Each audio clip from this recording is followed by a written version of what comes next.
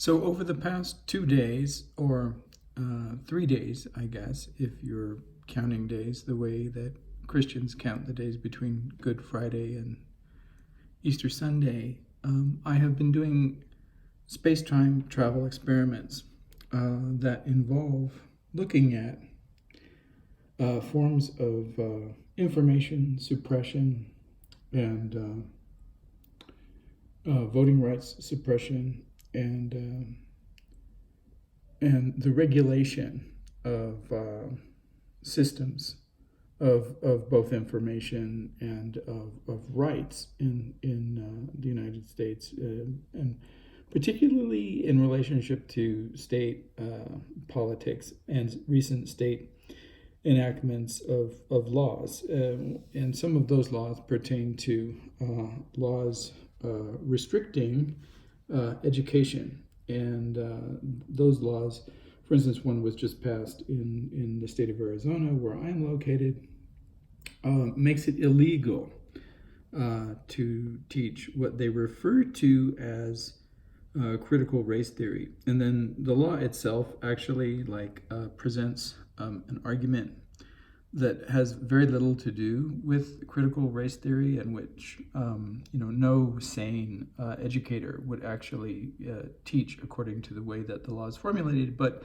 it was formulated, under the aegis of these conservative ideologues who really have no idea what critical race theory is, and know, in fact, very little about history in the United States, but are willing to pass laws censoring information and the teaching of historical facts. So that was part of this particular space-time travel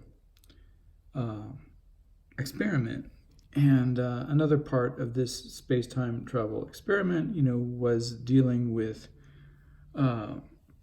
the censorship that I had, recently experienced on YouTube, as analogous to the way that state government is attempting to enact a series of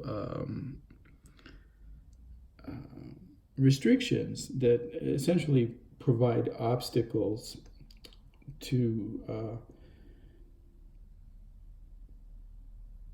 the performance of voting, and those obstacles are directed at a slice of the population, not the population in general, so that the function of providing these obstacles is to ensure that a certain part of the U.S. population has a more difficult time voting than the rest of us. And of course, it's skewed toward people of color, and particularly African Americans and Native Americans, but others as well in the United States. And the design is to ensure that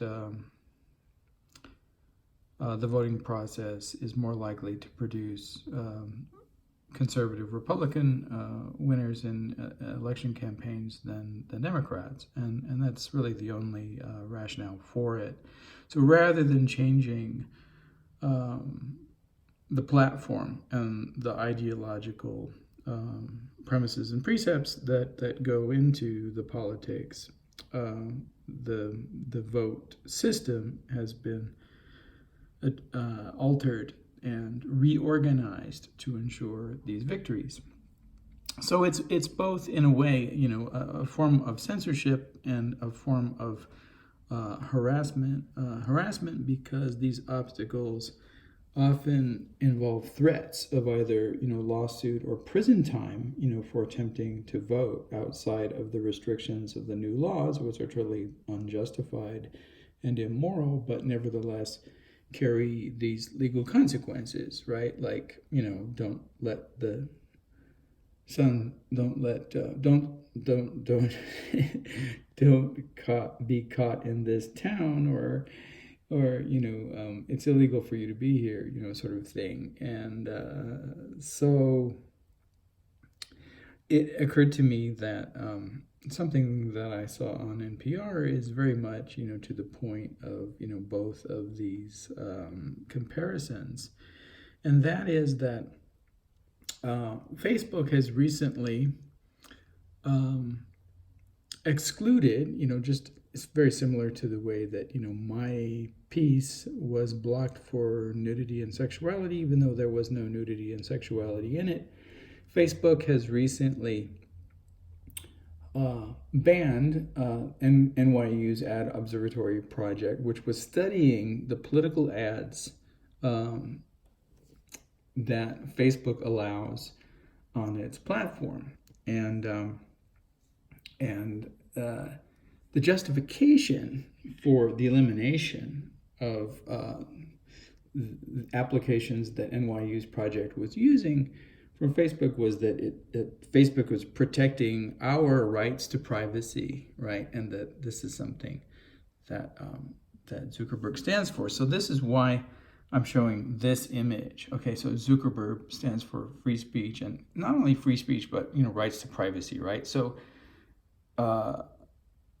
Zuckerberg here is nobly presenting himself as part of our democratic institutions, of the right to free speech, and the right for these information systems to provide us with detailed and informative ways of gathering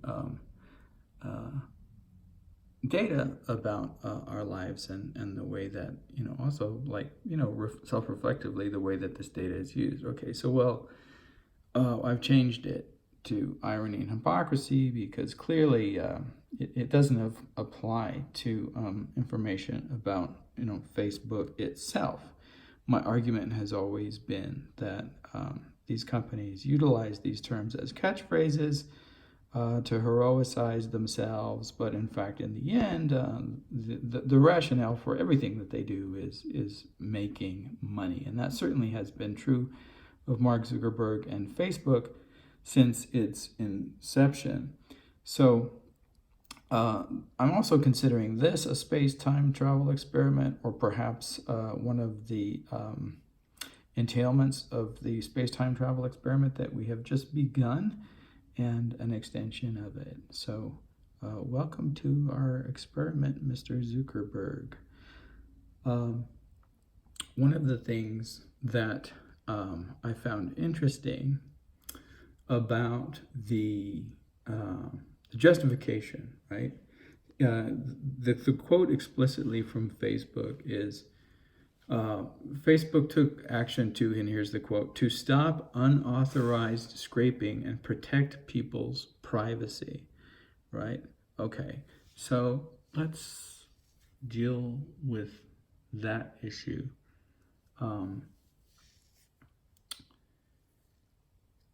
The NYU Ad Observatory Project gathering system is in fact not directed toward gathering information about individuals, but about ads that are political ads specifically that are placed on Facebook and that are allowed to stay on Facebook. So these are uncensored ads.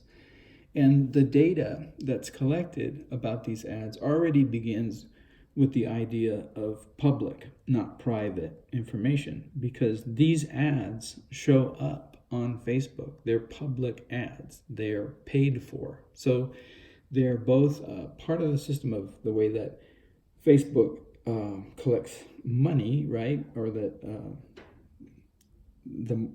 Facebook's system of capitalizing, right? They're paid for, and so these ads are distributed like in the same way that ads on television would be, marketed to the public publicly on, public or private television systems, and there's no privacy involved, right? And there's no information algorithm that collects more data about these ads than that is public, all right? So this idea of privacy versus what is already being paid for is absurd. It doesn't make any sense. It's not data that's collected about individuals. It's data that's collected about organizations that have paid for these ads. So that's an interesting lie. And the other interesting part about this image that originally said Mark Zuckerberg standing for free speech is that it fails to recognize the distinction between, free speech and all of the forms of hate speech and violent producing speech that in any legal sense exceed the bounds of what is protected by law and what is actually an example of criminal verbalization, meaning that there are kinds of speech that remain unprotected by law.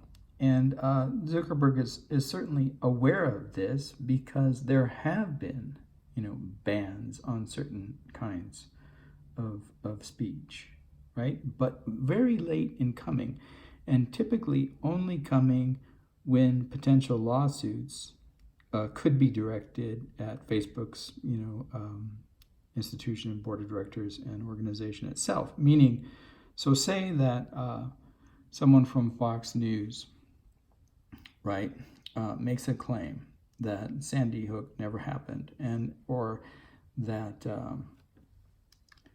a conservative politician hounds someone who was the victim of a school shooting and harasses them, and say that this happens inspired by the fact that disinformation was placed on Facebook. Well, Facebook can also be held accountable for the emotional damages that result from the latter, and other kinds of damages that might result from the latter and the former as well. So when these types of potential lawsuits, emerge as probable or possible, that is when Zuckerberg has spoken the strongest for the idea of the removal of these unprotected examples of speech, right? That aren't protected as acts of free speech, but that are recognized as hatred-inspiring, hatred-mongering, potentially violence-inciting examples of hate speech, and that's not in and of itself, contrary to the idea of free speech, but points to the fact that the motivation has never been that he's not a hero of the idea of democratic free speech. If he's a hero of anything, it's of marketing and making money by any means necessary and possible, right? So I'm going to present this particular space-time travel experiment today, kind of in the form of a slideshow, but I'm not letting the slideshow run automatically using any program, but I'm gonna manually direct the slideshow and discuss some of the relationships to the information that we're receiving today. I'm using NPR as a source, but you can use other sources on Facebook today. And this banning, which is a kind of conceptual form of censorship of the gathering of information, and very much rhymes with these laws in Arizona banning the teaching of critical race theory. And so I want to draw out, some of that and just play a little bit with some of it.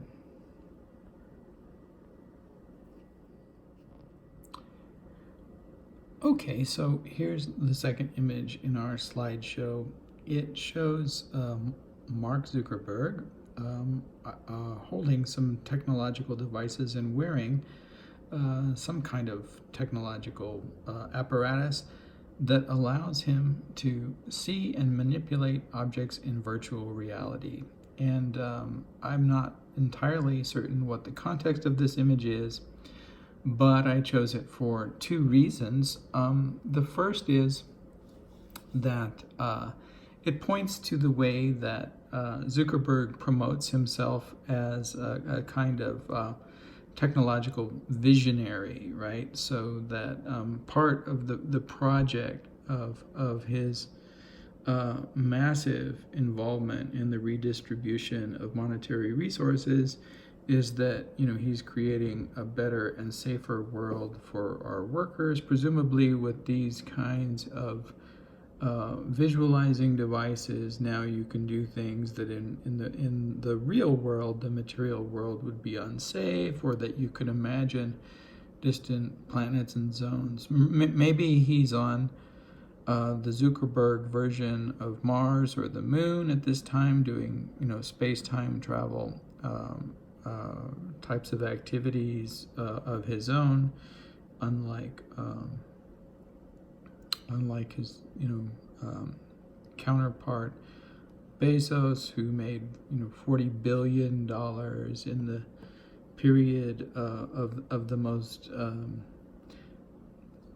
dangerous duration of our experience of the COVID-19 pandemic, by basically by putting his Amazon workers in danger, and admittedly, yes, providing economic opportunities when other jobs and institutions had closed, but creating a very high toll on human life in doing so, and against the wishes of a lot of the workers, who didn't have a choice, who would have either lost their jobs, or who would have lost their jobs if they had complained about the situations they were placed in. And he did thank us. Jeff Bezos did thank us all for the money, the $40 billion that we had provided for him to get to space. So here's Mark. Who knows what he's doing?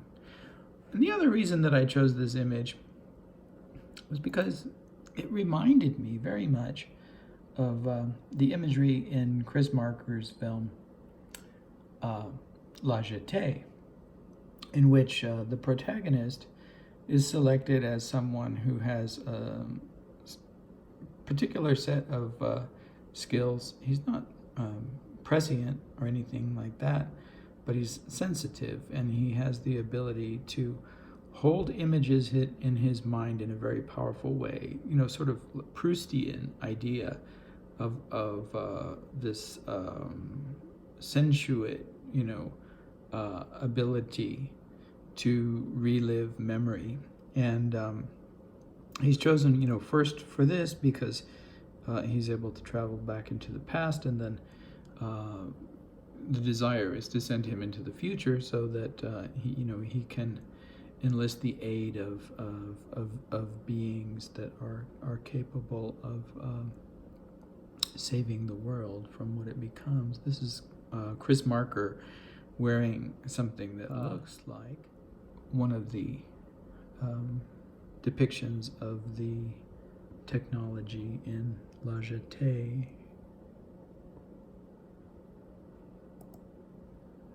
Here's Zuckerberg being happy or excited about whatever it is he sees in the future, or perhaps it's the past. or whatever he imagines that he's doing with his technology. And here's our actual future being from La Jetée.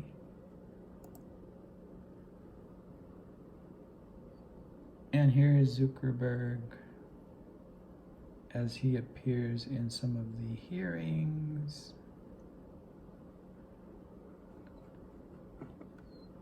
And this would be an example of masked behavior safe for the COVID-19 virus experience, and then unmasked behavior also within the confines of safe behavior in the COVID-19 experience. Ways to testify. This could be titled, safe ways to testify under COVID. Here's the protagonist of the Chris Marker film as he's in, I think this image is of him in one of the early slides, so that he's engaging memories of the past, but I could be wrong. Maybe it comes up more than once. Here's Zuckerberg unmasked once again, and without the technological apparatus to see into the future, testifying on issues of freedom of speech and political ads on Facebook, and whether or not Facebook should be held accountable for, say, misinformation systems and this kind of thing. What is this? Self-explanatory. There's a Fox News ad. There's Zuckerberg's face. There's another Fox News ad.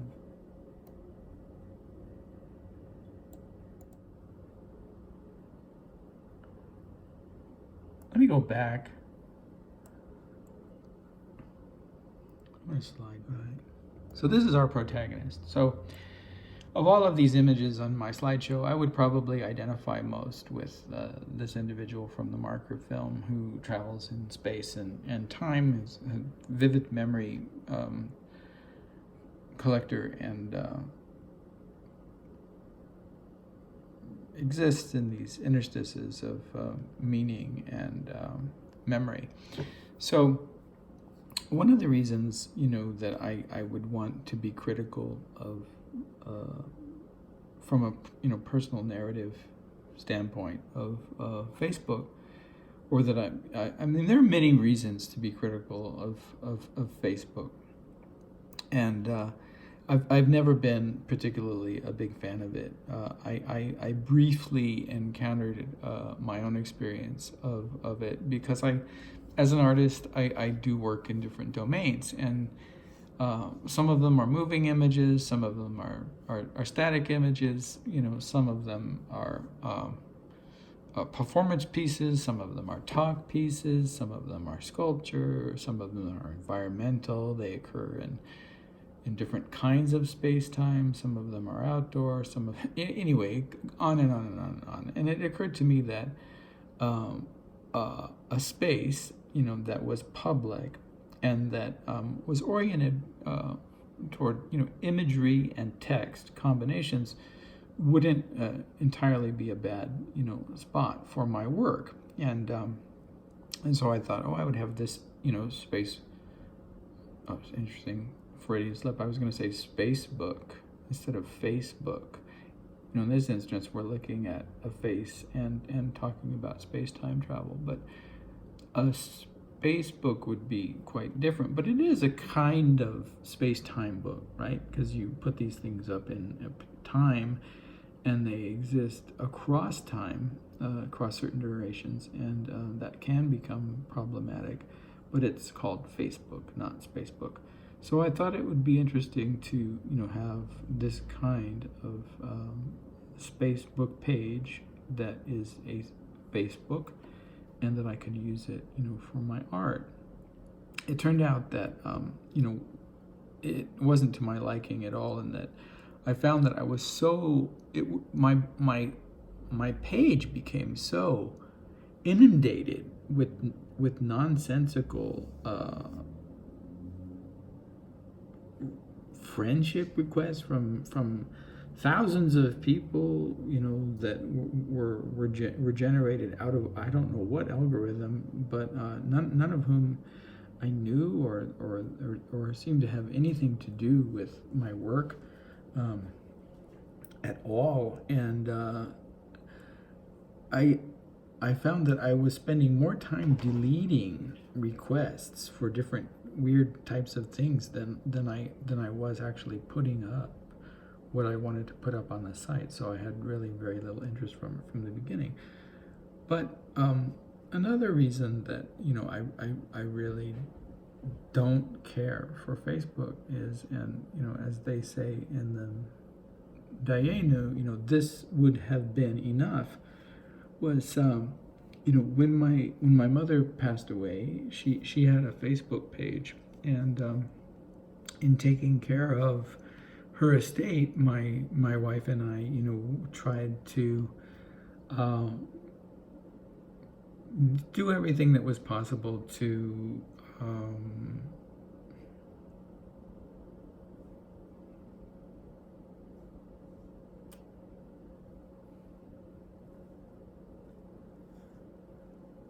put her at rest.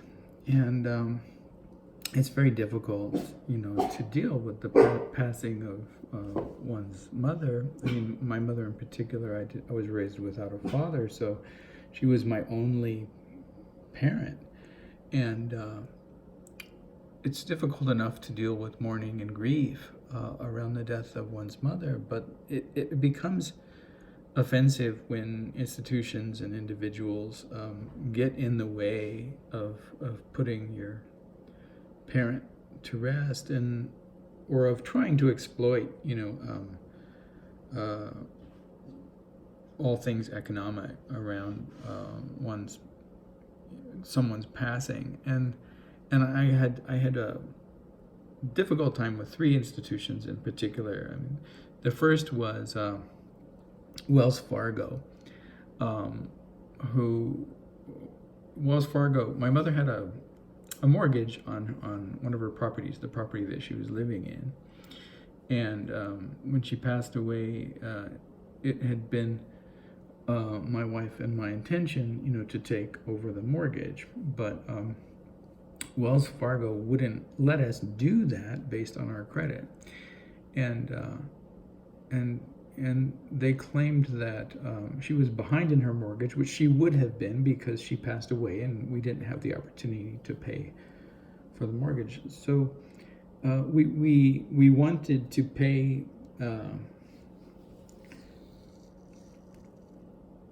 those installments of the mortgage that Wells Fargo was claiming were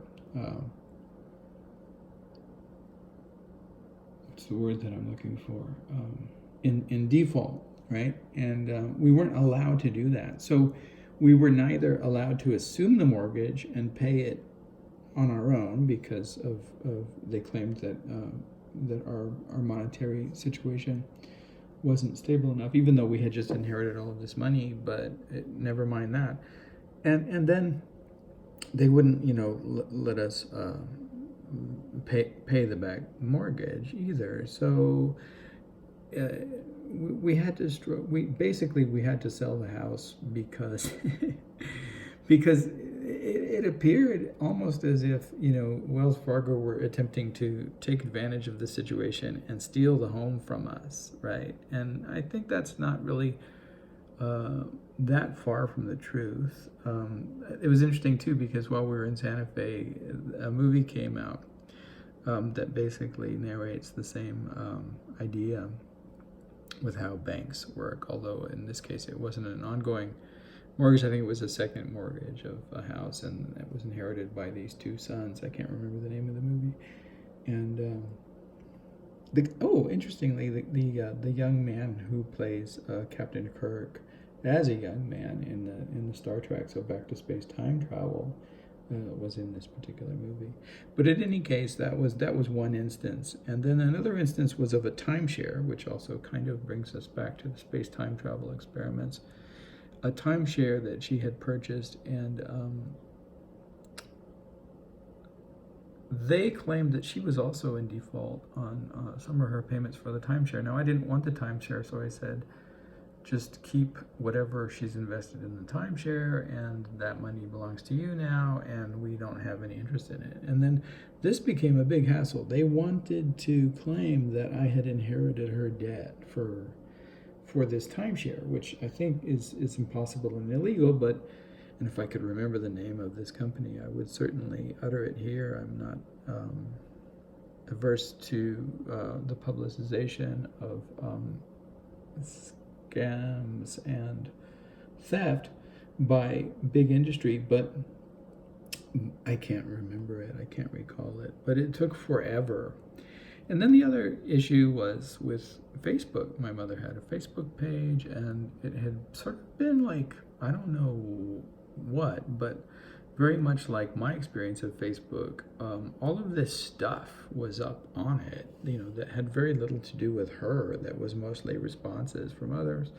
And it didn't reflect my mother in any way, shape, or form, or who she was, or the images didn't even come from her. So I wanted to remove it, and it took, again, it was nearly impossible to do. I think it took a year, and I had to produce evidence of my mother's death, and I had to produce documentation that I, had the right to speak for her.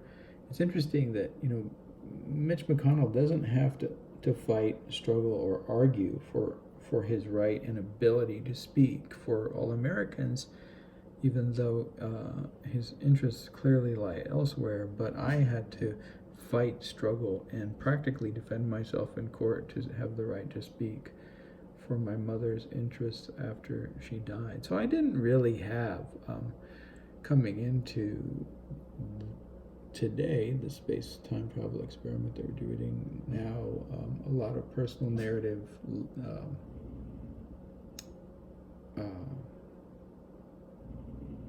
positivity in relationship to Facebook.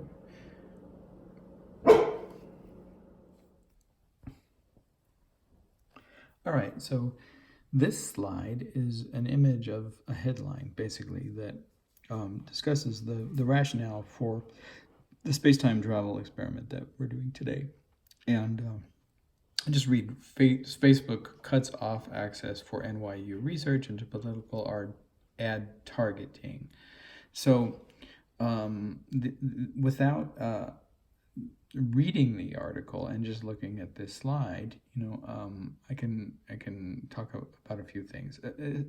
The first thing that I want to call attention to is that this act is essentially analogous to the enactments in the Arizona state legislature banning the teaching of critical race theory in public education, and I'll explain why it's analogous to that. And there are a few reasons. First of all,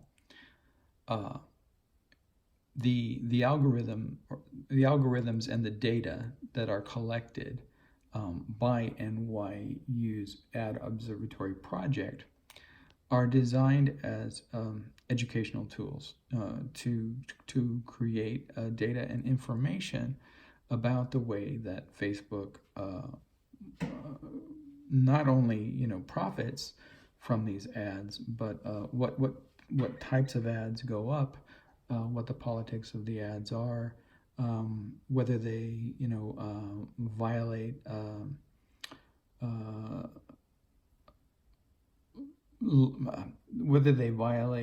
legal restrictions on marketing, whether they what kinds of reactions they produce, who they're marketed for. All of this is information that essentially is an analysis of the way that that capitalism distributes information and disinformation in our country. And it's important because these kinds of information and disinformation strategies have real consequences in American democracy. Okay, it's because they're ads because they're political ads. They're designed to influence voters, and if they're not watched and observed and analyzed for the way that they influence voters, they can influence voters in both legal and illegal ways, and insidious and non-insidious ways, and ways that should come under not only criticism, but could potentially be prosecuted. And there could be indictments for certain types of organizations and individuals who are violating laws, that Mitch McConnell very much doesn't see as important. And I point to Mitch McConnell because I'm making reference to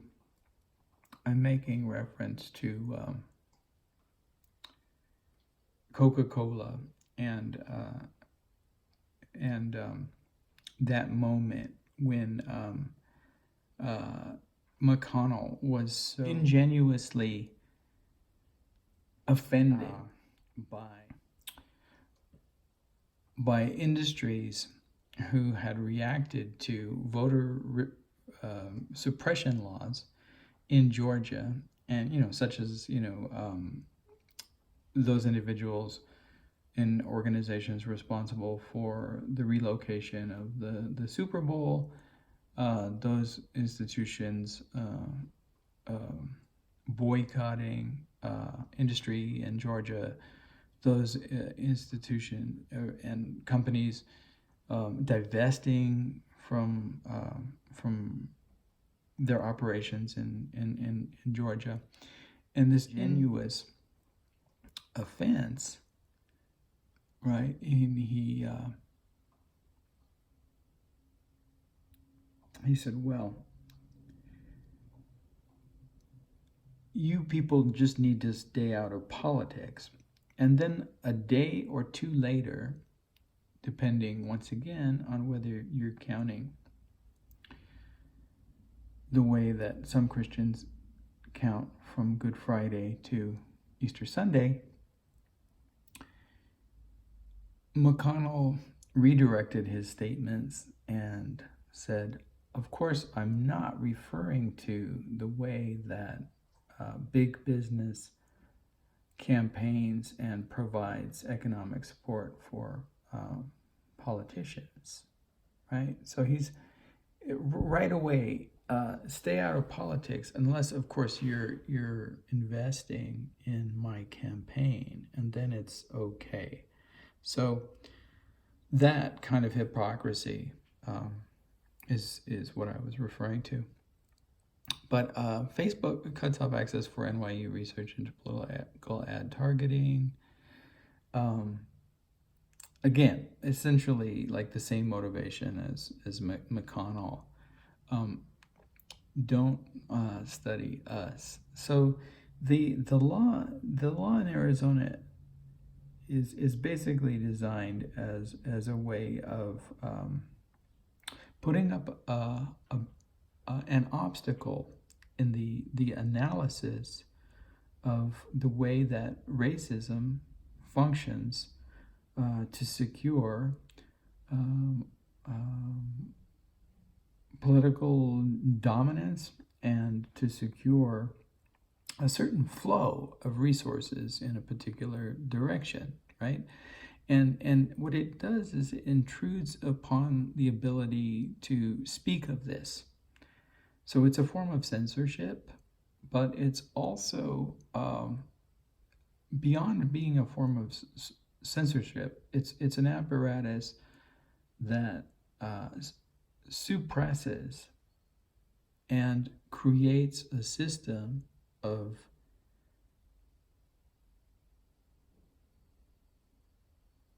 legal means of prosecution. So it becomes an oppressive apparatus a teacher can actually be prosecuted, right? And certainly harassed, even if the prosecution doesn't arrive at a guilty verdict.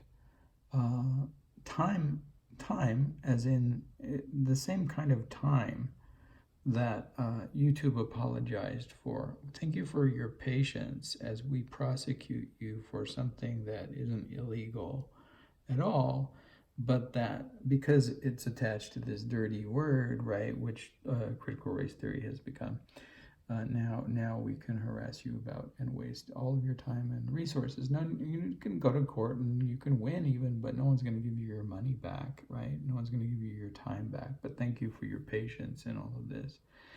So anyway, these laws have become, not only taking away one's right of free speech, but also like imposing laws against telling the truth or teaching history as it actually occurred. And so in a very similar way, Facebook is attempting to control the flow of information, and no doubt not only did Facebook cut off access for the study of the way that this information actually flows and the way that it's actually used, but could also resort to the prosecution of NYU's Ad Observatory Project if they find another means of studying Facebook. So effectively, what you see is like apparati being put in place that denies one the ability to look at these information systems, right? And the extreme irony is that Facebook is just the opposite. It claims all of these rights to free speech, and that's the basic claim for its right to exist, and yet has absolutely no qualms denying a truly educational system the same rights. And so again, that's where this expression comes in: irony and or hypocrisy.